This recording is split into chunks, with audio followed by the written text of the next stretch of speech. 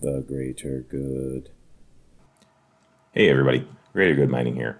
I just wanted to start this video by talking about the price drops on Ice River's website. If you don't know already, punch in iceriver.io directly into your web browser if you want to know where I've been buying my KS0, KS1, stuff like that. So I made a video the other day and I was kind of complaining about, hey, the price is still about $1,000 for a KS0 and the hash rate's going up and it's not even going to ship till the end of July. So I doubt Ice River cares that much what I think. But it was funny, just like 20 minutes after I mentioned this in a video and posted it, they dropped the price. Nothing to do with me. It's just coincidence, but I just think it's kind of funny. So yeah, I literally posted a video the other day. And, so what, 20 minutes later, all the prices are dropping on the KS0, KS1. So now the Ice River KS0 is $8.99. And it makes sense for them to have to drop the price. I mean, the hash rate's going up, the ROI is extending out. You might have saw my video the other day, Rabbit posted, and I kind of like made a video around it. The hash rate's going up, and the ROI is extending out. So kind of have to drop the price. So $8.99 for a KS0 from Ice River's website. I know there's other guys that are getting their KS0s from other vendors and stuff like that, but I'm not going to go over that today. So now they also changed the shipping date, guys. Shipping date for the KS0, if you order today, is between August 1st and August 10th. So just know that this is a window that they're trying to stick by. Everyone seems to be getting frustrated because they're not getting tracking on their ice rivers that they ordered, but here's what seems to be happening. If you don't already know, I think I've covered this in other videos, but I'm just going to say it again. The tracking's different this time. It's through UPS, and they might change it again for the next batch, for all I know. My first one was through DHL, and everything seemed pretty status quo. They charged full import duties.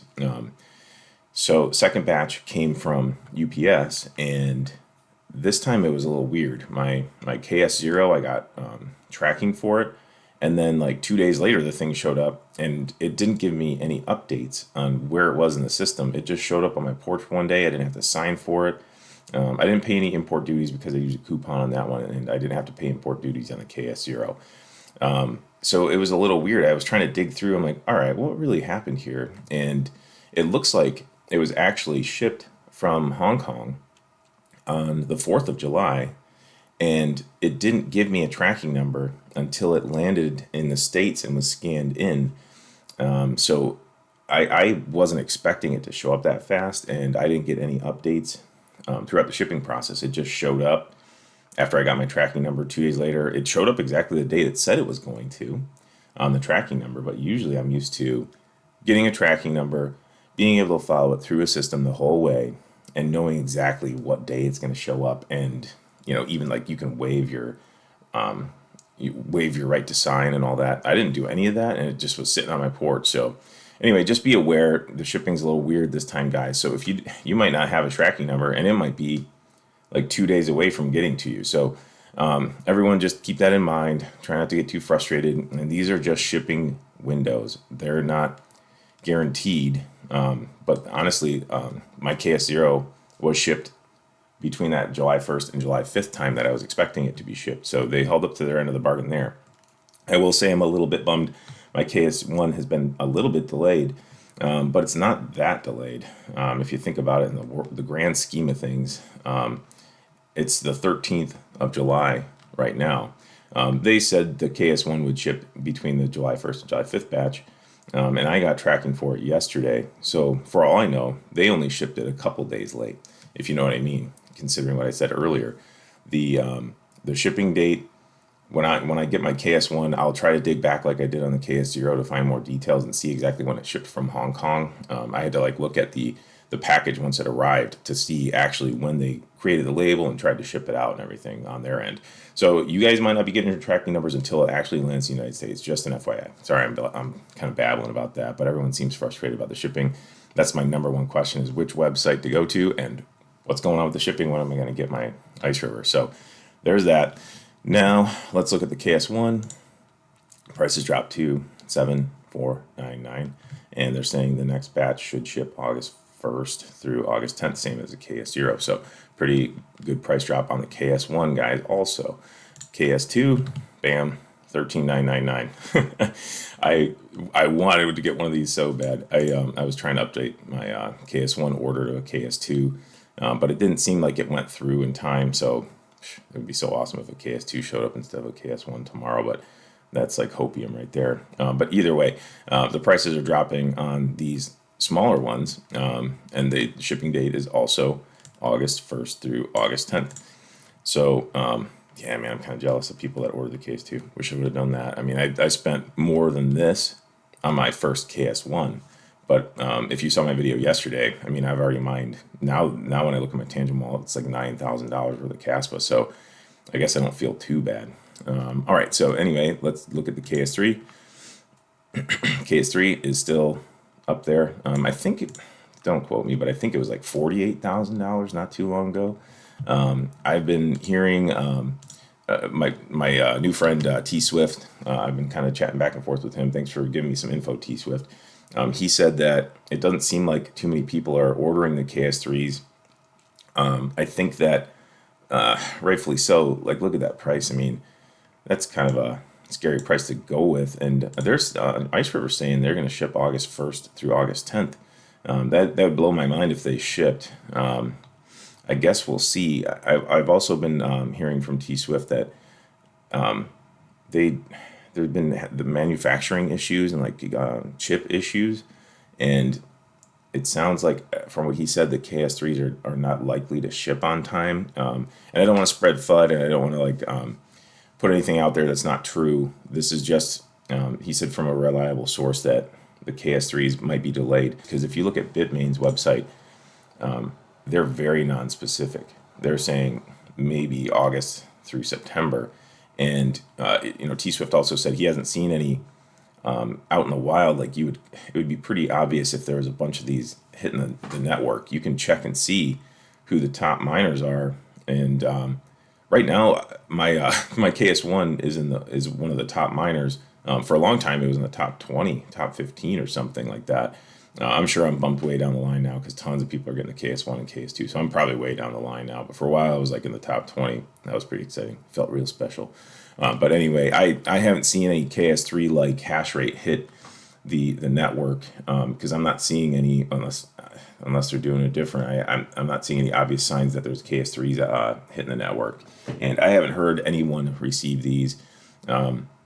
Maybe if you received one, you might want to just keep to yourself. Like I get that, but I have a feeling if I got one of these, I'd be putting it all over the place, just like I did with the KS0 and the KS1. Probably you guys are probably sick of me talking about this crap now. So anyway, KS3, this KS3 Lite, Ice River saying it'll ship August 1st through August 10th. I'm not going to be buying one of these. My personal opinion, I feel like it's too late to go go nuts and buy $46,000 miner when I don't know if they're going to show up anytime soon. And I already took enough risk with these things. So I'm good. I'm going to sit it out for a while with my two KS1s and my two KS0s and just have a nice smile on my face. And I'm going to hope that these get delayed. I'm sorry if you guys ordered one. I'm hoping against you. I want you to be successful, but I'm sorry. I'm going to be a little selfish. I hope these KS3s from Bitmain and Ice River get delayed a little bit. Sorry, guys. Sorry if you order your KS3. I just want to mine some Kaspa, guys. All right. Next, I'm going to go over a message that Ice River sent me about the KS0 fans, and it's stuff I've already put in other videos, but it's all in one spot now. And I'm going to talk about what my testing looks like. It looks different from what they're saying is a good setup. So I'm just going to tell you exactly what they told me, and I'm going to show you a few things that I've done. And Fully Electric also has done a few things.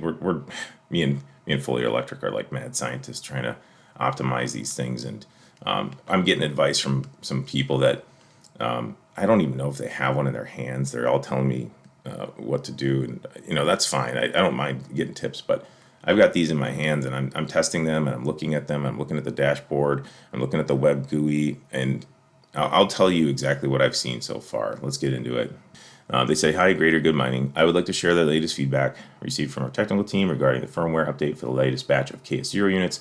The updated firmware introduces a new feature of automatic fan speed adjustment, which differentiates it from the initial batch of KS0 units." You might have already seen my other videos. We already know this. The new firmware KS0, upon startup, the fan remains idle and the fan speed is delayed or displayed as 0%. Once the chip reaches a stable operating state at a specific threshold, the fan will start running at 50%. If the temperature further increases, the fan will operate at 100%. All of those adjustments occur automatically. However, please note that manually setting the fan speed will override the automatic fan adjustment feature. And we already know this. I've said this in other videos too. Like I set my fan speed to 100% and then eventually rebooted the miner. And when I checked on it again, it was back down to 0%. So I've already kind of covered this, but the priority will be given to the manually set fan speed. Just said that. Automatic fan adjustment feature will only resume when the miner is restarted. Just said that. Additionally, after manually setting the fan speed, there is no need to restart the miner. Simply click on the save button. That will suffice. Also, to note, you might have seen my other videos on the KS1 and some of my other videos where I mentioned the firmware, and even in this new firmware, it seems sometimes it'll show like the fan speed at a different percentage. I know my first KS0 and my KS1, the firmware that's in there right now, it shows that the fan speed's at 100% even if you set it to like 40%.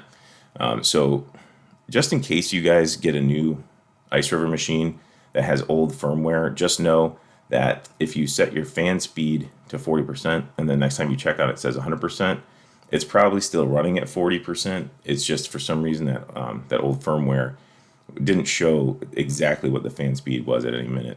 And so then also know, like what I just said, if you change your fan speeds in the new Ice River KS0, it will show the fan speed, if I remember correctly, but then if you reset it, it will default back to the automatic feature that they're talking about. So just be aware things are different between the two batches, and I'm not sure if you're going to get like maybe a KS0 from the first batch, second batch when they ship them out. It could happen. Just be mindful that you might have two different situations with your fans. And then also they say, this is the part that's probably drives me nuts, but it's probably driving everybody nuts. Furthermore, and there's a helpful tip to keep in mind. If the miner's temperature is too low, it may prevent the miner's chip from performing at its full functionality, resulting in reduced hash rate. Guys. So like I'm seeing people that are like getting too nuts with their fans and their cooling, and I don't know. It seems like a lot of people are having poor results by either cooling these things too much or letting them heat up too much. So there's a Goldilocks zone for these. I'm trying to figure out exactly what that is. Me and Fully Electric, I'll go through some of our conversations we've had about these things in a minute. But don't blast them down to like 30 degrees or 26 degrees on the intake temps and exhaust temps. Like we don't want them that cold. They need to be a little bit warm to properly run, just like your car. Think about it that way. Therefore, lower temperatures are not necessarily better. There you go. This is information that I want to make sure everyone knows. Like, you don't need to stick it in your fridge and run it, guys. It needs to be like in a certain temperature range. And then to ensure optimal chip performance, a certain temperature range is required. Hence, it's normal for the miner surface to operate at a temperature slightly above 50 degrees Celsius. Let me just click over to a conversation that myself and Fully Electric and even T-Swift, we've been talking about this stuff. So here I say to Fully Electric, I've had my Axial Infinity 1238 fan off on my original KS0 for about 3 hours, and my intake temps are 39 and exhaust temp is 45. My internal fan speeds are set at 100%. And I have my Predator thermal imaging camera out. And so I'm not sure how, I don't like this whole 50 degrees Celsius on the outside. They're saying the shell, the heatsink, it's normal for it to get up to 50 degrees. And I had this fan off for 3 hours just testing, and I only got it to 39.2 degrees Celsius. That's with the internal fans at 100%. And me and Fully Electric are going back and forth trying different stuff. He's trying to let his get really warm just to see what happens? We're faffling. Me and Fully Electric like to faffo. So his internal temps 55, that's the intake temp, and exhaust temp 63. That's pretty damn hot. And you can see his fan speeds here. I'm not sure what percentage that was at, but he's only getting 84 gigahash per second, 30-minute average. Getting it hot, average is not better. This hot is not good, basically, what he's saying. He doesn't know what gives. I don't either. Fully Electric, we'll figure it out, buddy. We're trying. And then he said from that 55 and 63 degrees Celsius, he said he's just going to try to keep lowering the temps until his average hash rate goes up. That's faffling. I mean, that's what we're doing. So this is, he's trying to cool it down a little bit and see what happens with his hash rate. And then I went ahead and, because of my thermal imaging camera saying it's only about 39 degrees with my internal fan speeds at 100% and my external fan off completely for 3 hours, I was like, well, I'll try turn it down to 75%. The internal fan's at 75%, kept the fan off for about 45 minutes, like extra. And I got my temp 1 to 42 degrees Celsius, temp 2, 49 degrees Celsius. So my assumption is the exhaust temp should be very similar to what the heatsink is showing. But when I hit it with my thermal camera, Predator helped me out, I'm only getting 43 degrees Celsius. So if they're saying 50 degrees Celsius is an okay temperature for the outside of this thing, I'm not sure. I'm not really digging that. I thought it was going to run fine for a while. It seemed like for a while. Hashrate didn't care that my temps were up to this level. Exhaust temp 49.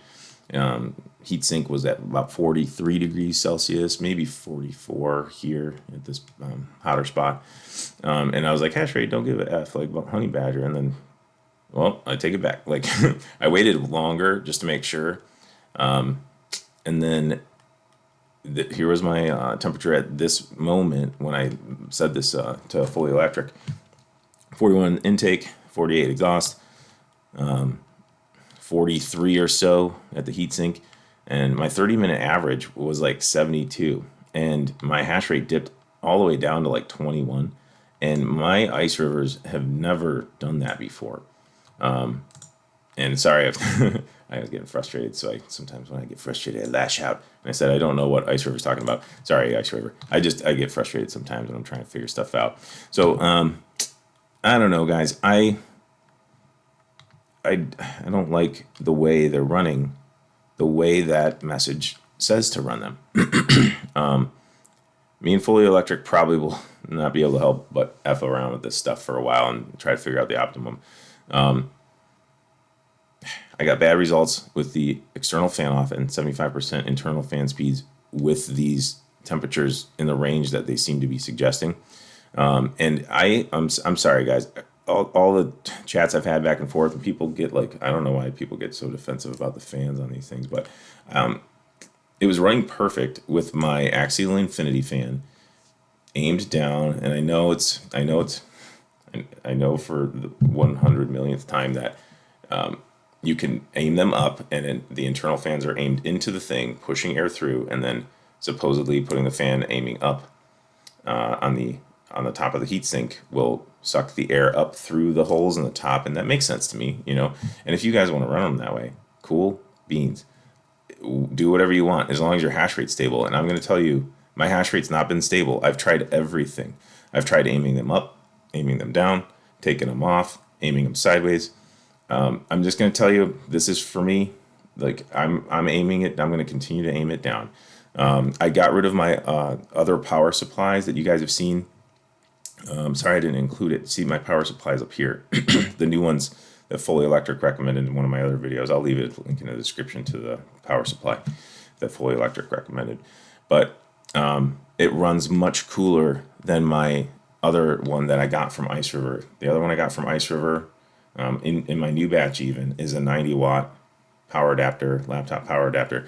I don't like them. Sorry, Ice River. They're terrible. They get really hot. And this is in an air-conditioned room, so the ones that Fully Electric recommended to me, way better. Don't get as hot. I can touch them, and they don't, it's warm to the touch, but not hot. And I've hit them with the thermal camera, and they're much, much better. So I'm not as worried about the power adapters that I have now.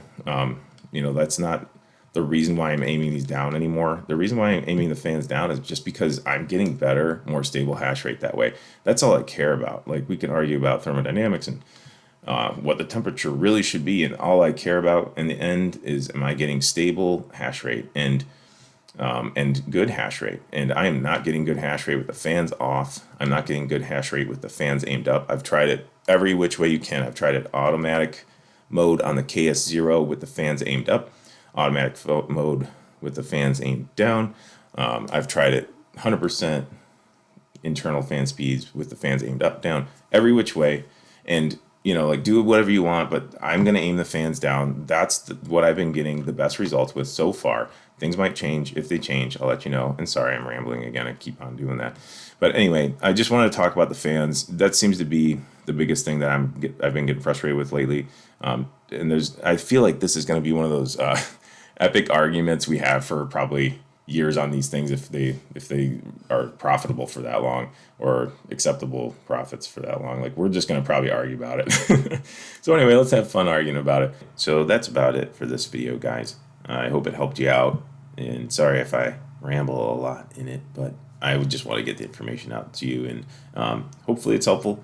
Please consider liking, subscribing to my channel if you found it helpful. Hit the notification bell, all that fun stuff the YouTubers tell you to do. And don't forget to keep it decentralized for the greater good. The greater good.